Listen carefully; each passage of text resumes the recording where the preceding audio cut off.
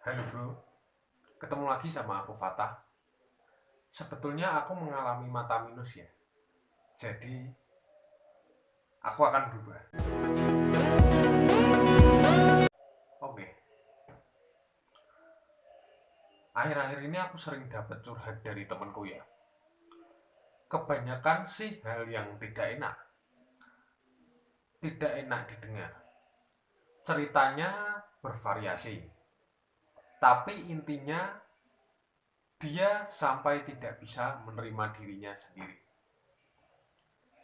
Menyesali hidupnya dan sambat atau sering disebut mengeluh. Sumpah serapah yang dikeluarkan yaitu sambat. Mungkin kalian juga pernah merasakannya. Oke, simak terus video ini sampai akhir. Rasanya kebahagiaan dan kesengsaraan itu berdampingan ya. Isu kesehatan mental semakin sering dibicarakan saat ini. Banyak aku temui di web dan media sosial yang membahas tentang hal ini, tentang kebahagiaan. Seolah-olah bahagia adalah suatu barang langka. Dari orang-orang yang sering aku temui, mereka memiliki kebahagiaan dan kesengsaraan yang berbeda-beda. Ada yang terpisah dan kadang ada juga yang bersamaan. Kebahagiaan bisa diukur dari netral hingga senang. Nah, jadi seseorang yang ceria dan mudah tertawa dianggap adalah manusia yang bahagia. Sedangkan ukuran manusia yang sengsara itu negatif, di bawahnya netral. Dicirikan dari orang yang murung, penuh penyesalan, senang curhat masalah, suka sambat, dan masih banyak yang lainnya. Hal-hal negatif lainnya. Ya, begitulah siklus kehidupan manusia. Kadang naik, kadang turun. Di saat naik atau senang, kita tidak masalah. Kita tidak ada beban sama sekali. Tapi saat di bawah atau susah atau sengsara, kita merasa hidup itu penuh ketidakadilan. Dan hidup terasa suram. Tapi begini bro, takaran ketidakbahagiaan seseorang itu berbeda-beda. Jangan kamu samakan antara dirimu dengan temanmu. Itu tidak adil. Misal kamu masalahnya diselingkuhi. Kamu merasa masalahmu itu yang paling besar. Sedangkan temanmu masalahnya cuma dimarahi bos di kantor. Lalu kamu meremehkan masalahnya. Kamu merasa masalahmu paling besar. Itu tidak adil.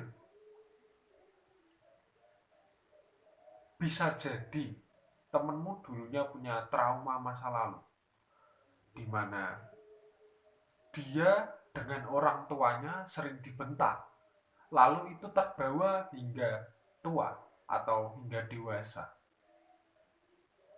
Lalu kamu nggak tahu kan keadaannya dia seperti itu. Pikirmu cuma ya dibentak aja kok nangis. Kalian cuma berpikir seperti itu. Padahal akar masalahnya bukan hanya bentakan bosnya itu, tetapi ada trauma dari masa lalunya yang mungkin belum hilang sampai sekarang. Dan ini sudah terjadi bertahun-tahun.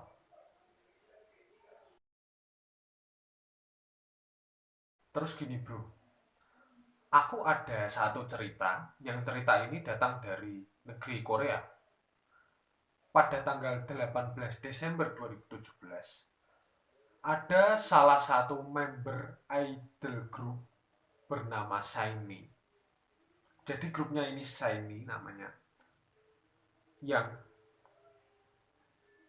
pengisi salah satu OS dari Boys Before Flower Korea. Mungkin kalian sudah pernah atau mungkin sering karena diulang-ulang filmnya melihat Boys Before Flower Korea yang ada pemain utamanya bernama Lee Min Ho. Lalu member grup ini bernama Lee Jong Hyun yang meninggal dunia karena bunuh diri. Kamu tahu kenapa? Apa alasannya? Karena dia mengalami depresi dan kondisi mental yang tidak stabil akibat kepopuleran. Bayangkan, orang lain berbondong-bondong ingin terkenal dan ingin populer. Ini sudah populer, malah dia depresi dan bunuh diri. Apa kalian tidak merasa lucu? Tapi ternyata ini benar terjadi. Jadi jangan meremehkan orang ya bro.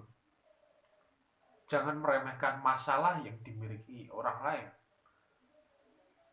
Juga jangan merasa masalah kalian itu paling berat. Karena kita tidak tahu batasan orang dalam menerima masalah itu seperti apa.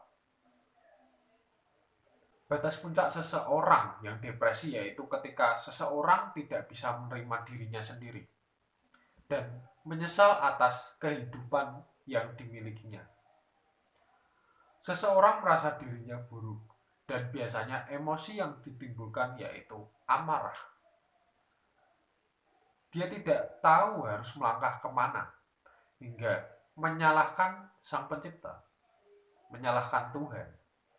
Hal ini dikarenakan karena seseorang salah dalam mengidentifikasi apa masalah utamanya.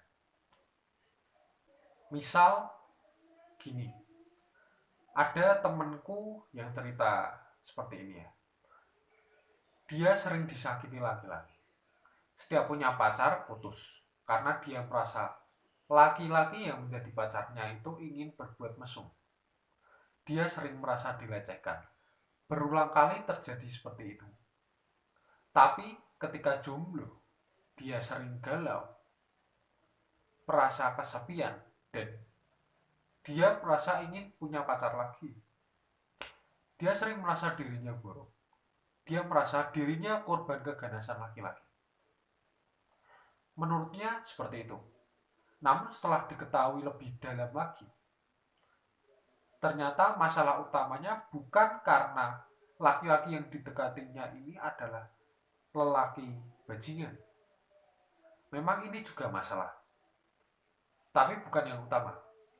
Karena apapun yang orang lain pikirkan bukan kehendak kita, dan kita tidak bisa memaksa orang lain untuk berpikiran yang sama kepada kita. Juga orang lain berbuat seperti itu kan pasti karena suatu hal. Tidak ada akibat kalau tidak ada sebab. Misal karena kitanya yang memancing duluan atau ada hal lain. Aku kurang tahu tentang masa lalunya dan ada trauma atau tidak pada temanku ini. Tapi yang utama ternyata karena dia merasa dia tidak bisa hidup sendirian. Jadi setelah ditelusuri dalam-dalam, bukannya pacar dari temanku ini atau mantannya ya, ini yang bajingan, tetapi temanku yang tidak bisa berada dalam kesendirian, tidak nyaman dalam kesendirian. Oke, lalu setelah seseorang mengetahui masalah utamanya, biasanya mereka akan mulai mencari solusi. Memang tidak instan, tapi tidak ada yang mustahil. Dan mungkin mereka akan sembuh. Kalian juga seperti itu. Ketika masalah utamanya sudah ditemukan, biasanya kita akan mencari solusi, dan setelah solusinya ini ketemu, kita akan mendapatkan hasil atas suatu perubahan yang kita buat.